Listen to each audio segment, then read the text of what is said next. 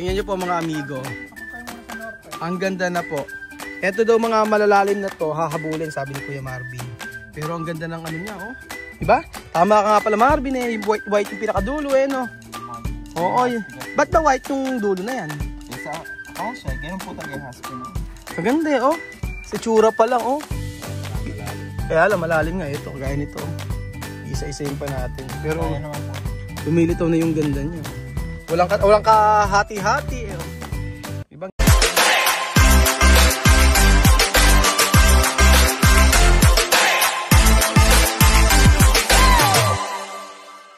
So magandang umaga po sa inyong lahat mga amigo. Ayan po, nailagay na po natin. Kahapon po hindi ko na kayo nabalikan kasi nga po binuhat lang natin to. So ngayon po ayan na. Kinaya ba? Ganda no? Ganyan siya kataas Marvin? Hindi, bababa pa po konti. Bababa lang konti. Parang paling. Ganda ng lamesa oh. So for today's video mga kababayan ko ay papakita po ni Kuya Marvin paggawa ng muebles. Alam niyo si Marvin all around yan. Mapa tubero, mapa electrician, mapa karpintero, mapa ang masahista, ano pa? Hindi ko alam kung anong hindi niya kayang gawin. Kumain yung pinaka-the best ng gawin. Yun po. Yan. Kaya ba? O, simulan na yan. Pero masyadong ano siya, mabukol siya rito. Oh, sa part na to. Ayan. So, itong gagawin natin lamesa mga amigo. Oo. Ito ang lamesa po sa ating dream house, mga kababayan ko. At si Kuya Marvin po ang gagawa niyan. So, may explain siya mamaya about po sa lamesa na ito. So, ako gusto ko yung ganyan siya kalaki. Ayan. So, 18-seater daw siya. Ganda oh. Pag nagawa ito, maganda. Ito nalito yung, sabi ni Kuya Marvin, maging kulay white daw to. Tapos ito yung ganyang kulay. So, hitingan natin. At bago po natin tingnan mga amigo, papakita ko po sa inyo yung ginagawa na dito sa ating dream house. Hapon, umulan na naman sa na napakalakas, kaya ayan, bumalong na naman. So magpo-poste na naman po ngayong araw. Nakita ko kahapon, parang 18 yata yung poste nito. Oo. Yan ang mahirap pagka maulan. Tapos wala pa yung iba. Nagpahakot na ako ng mga ano. So andyan po si Kuya Marvin. Papakita natin yung ginagawa niyang lamesa. Alam mo, excited ako matapos yung lamesa na to.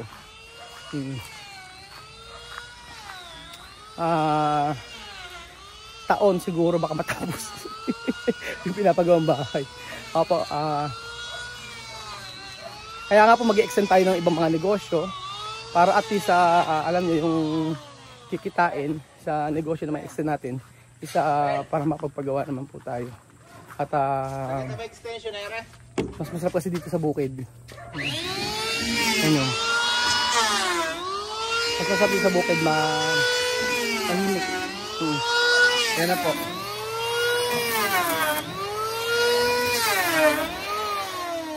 Ayan. Ganda ng planer mo, no? Bago po yan. Saan mo binili? Shopee? Hindi po. Saan? In-order ko pa po sa ibang bansa. In-order sa ibang bansa? Ba't ano nakalagay? Ano? Milk tank. Milk tea. Milk tea, nakapang. Eh. Ito po kasi yung mga kailangan po matanggal yung mga buhok. Saan ba yun? Ba't di pwedeng katamin yung manual? Inabutayan siyam-siyam. Di ba natin yung lang? Nung araw. Nung araw, yung katam lang eh, no? Yung ano. Mano-mano. Ngayon ano na tayo? Nasa modern. Oo nga. Modernong... Pero may mas malaki pa dyan, di ba? Meron po. Mas madali po papatag yung maliit nito kaysa sa... Sa mas malaki? Mas madali siyang kumuha. Oo nga, oo.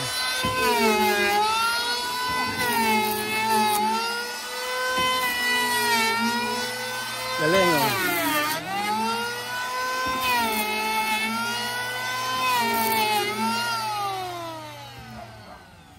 Ba't unti-unti? Siyempre po, hindi po pwedeng bigla masisira. Tapos di ba nililiha yan? After po patag na yan, lilihain yan. Lilahin. Paano mapapatag yan? Tansyahan? Hindi po. May bara po kaming dinadantay. Yung aluminum na straight. Tapos? Pag pinantay mo gano'n, pag dinikit mo siya, yung hindi na siya nagsisiso o pag sinilip mo sa ilalim. Okay. O ganun daw, sabi ni Kuya Marvin. Sige.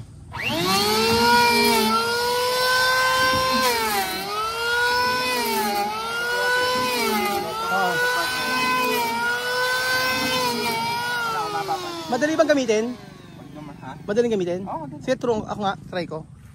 Tapos ang gagawin ko, nagagano ko lang. Pindutin nyo lang to, tapos I-exercise ko. Sige, try nga natin yan. Usap po siya kasing pupunta dun sa Sige, try nga natin kung kaya ko.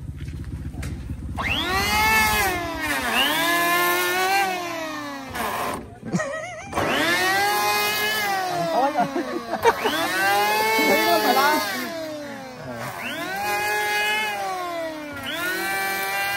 Pag ito kaya ginamit sa mukha mo, siguro papatag. Ginamit sa mukha ko? test. Try kaya natin. Ay sa bigote ni Ninong, try natin. Maubos ang bigot. Dali naman ba?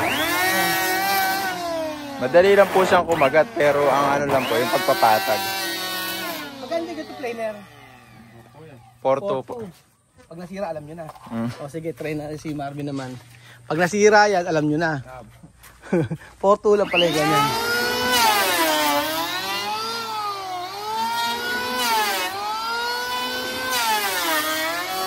Ayan o. Papantay na siya.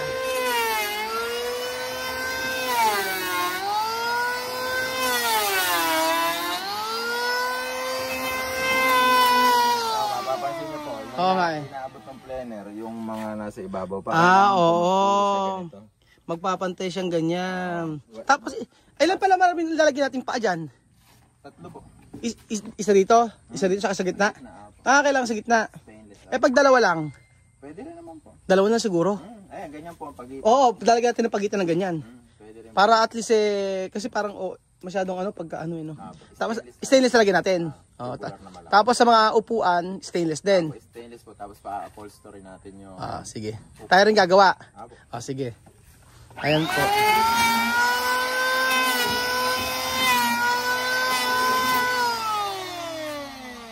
Ito maganda rin ito.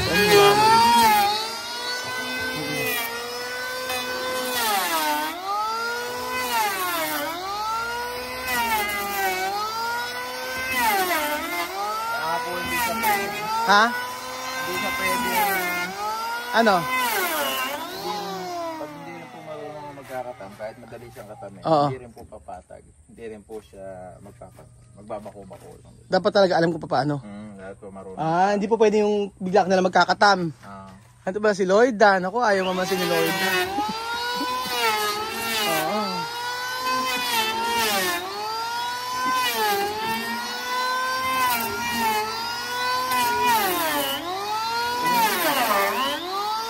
Oo nga. Kasi po yung talim nito, adjustable din po. Ipihit po siya. Depende sa... Depende sa kain ng...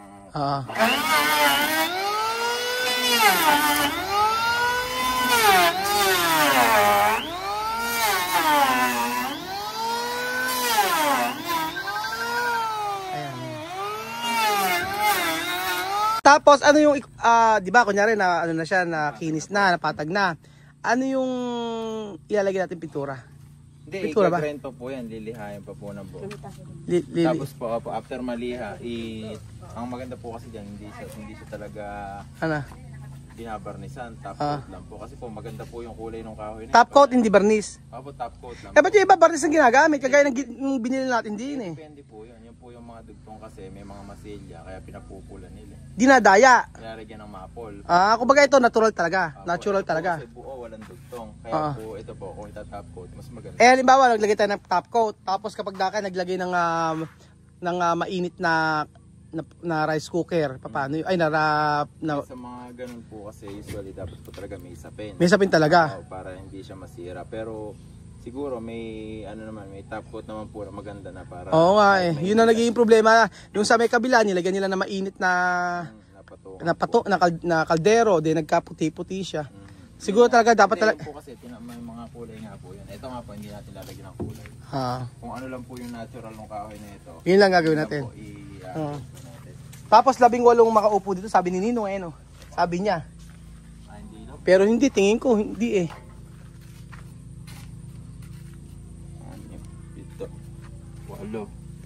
16, 17, 18. Oh, 18. 18 nga, tama si Ninong. 18 to. Maluwag sa 18. Laki, no? Eh, sabi naman ni Ninong, kakasya raw sa may bahay yan eh. Kaya nga, eh bakit po ba, ang tanong po, bakit po ba ginagawa na namin yung mga ganito? Kasi, merong nagbenta sa amin ng ganitong kahoy, eh, hindi na lang magagamit, kaya kinuha na namin. So, at least hindi na kami gagastos ng mahal sa mga upuan, kasi mahal po mga upuan. Yung binili ko lang din sa Kasagunan na sobrang mahal na.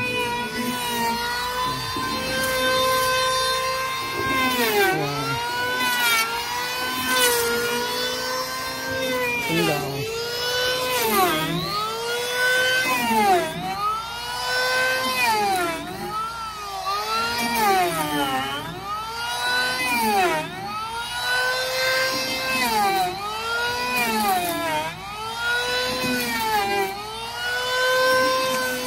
Tama nga si Marvin, dapat marunong magganito. Kasi tingnan nyo, oh, yung ginawa ko, gumuguhit lang. Oh, diba? Oh, gumuguhit lang yung ginawa ko. Oh, gumaganyan siya. Dapat talaga marunong. Ayan po mga amigo, ito yung ginagawa nila. Dapat talaga marunong.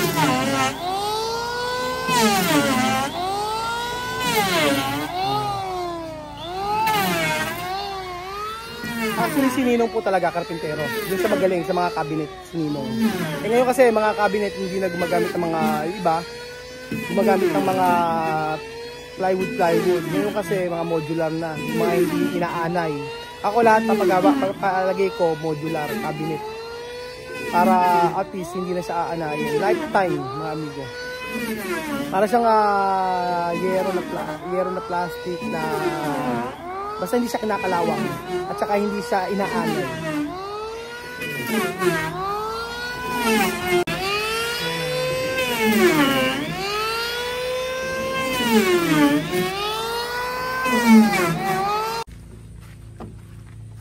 Tama ka nga pala yan, no? Yung kulay niya, no? Maganda po yung kulay niya pag nalinis. Tapos tingnan mo, yung design niya, no? Meron talaga. Sabihin po, pumapatag na yan, tinatamaan na lahat eh. Tulad nito, may part na hindi pa tinatamaan. Oo, ibig sabihin, iaano pa natin yan. Opo. Kaya po babalatan muna po natin lahat, tapos po titingnan natin yung magiging kapatay. Matrabaho pala, ano eh. Eh, paano sa gilid? Hindi, grinder rin lang po yan. Grinder, hindi pwedeng ganyan? Hindi po ginagawa. Grinder. Wala po yung design pag yun. Okay, grinder pala, tapos babalatan muna, ano eh. Tatanggalin lang po natin balat, tapos pakikinisin lang. Tanggalin yung balat, tsaka pakikinisin. Ayan, no?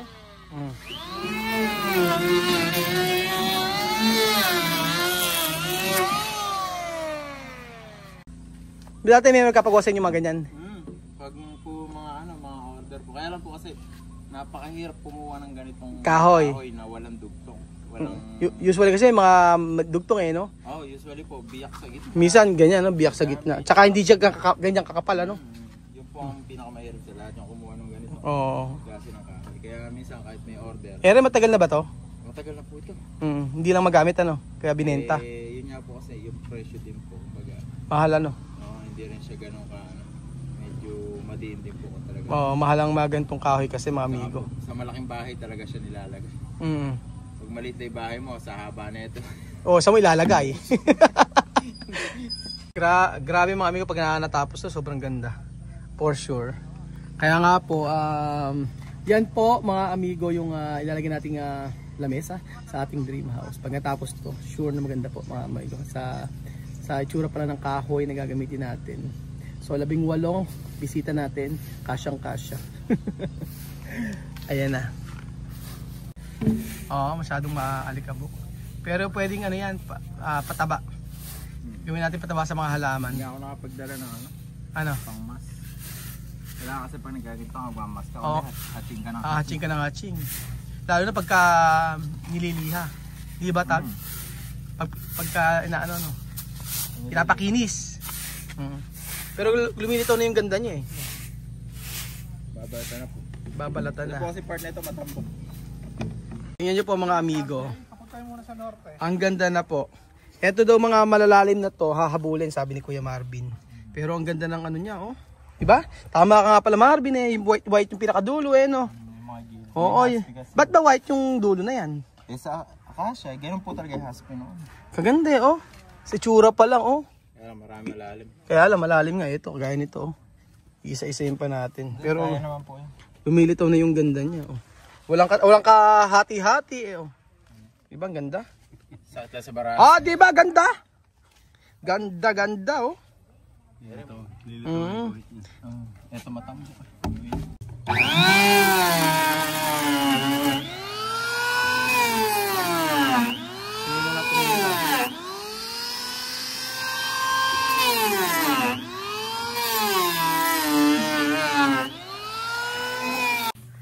Yung kusot, sabi niya, pang-ano namin sa kala namin, di kusot na lang. Di kusot na lang, ano. Hindi pa man mga amigo, napakaganda na po ng lamesa na ipinapagawa natin. And then, mga ilang araw ba gagawin niya, Ninong? Mga 2 weeks. 2 weeks? Ganun katagal? Oo. Ba't matagal? Maraming proseso yan. Ah, maraming proseso? Ano unang process? Ganyan. Planer, sunod. Sunod, sanding. Sanding, ano yung sanding? Yung lilihahin. Phoenix yan. O tapos, next. Tapos mamasilyahan. Masilya. Next. Tapos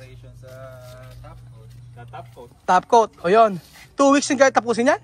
Ganun katagal? Matindi pala pagpapagawa ng ganyan, ano? Oh, kaya pala sinisingil tayo ng mahal eh. Hanap tayo ng arawan. Mga proseso pala mga amigo. Kagaya ng bahay. Yung bahay naman po na pinapagawa natin ay mahabang proseso rin po ito. Matindi.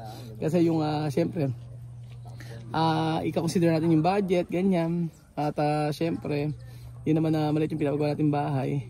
Pero ito, 2 weeks daw po mga amigo. Yung preparation at hanggang sa matapos ito. So, abangan nyo po ang pagkatapos ng ating 2 weeks. Sige, after 2 weeks lang tayo. After 2 weeks lang, tsaka panoorin nyo po. Pero ang ganda na ng lamesa. At ito talaga yung mga gusto kong lamesa. Kaya makita nyo sa mga sarusat natin, puro kahoy po. Puro lamesa na akasya yung mga pinapagawa ko. Yun. So, yun po mga amigo. Sa link po sa panonood ng episode nito. Maraming salamat po. At papakita namin sa inyo pagka natapos po ang ating lamesa na pangarap. Thank you so much po mga amigo at God bless.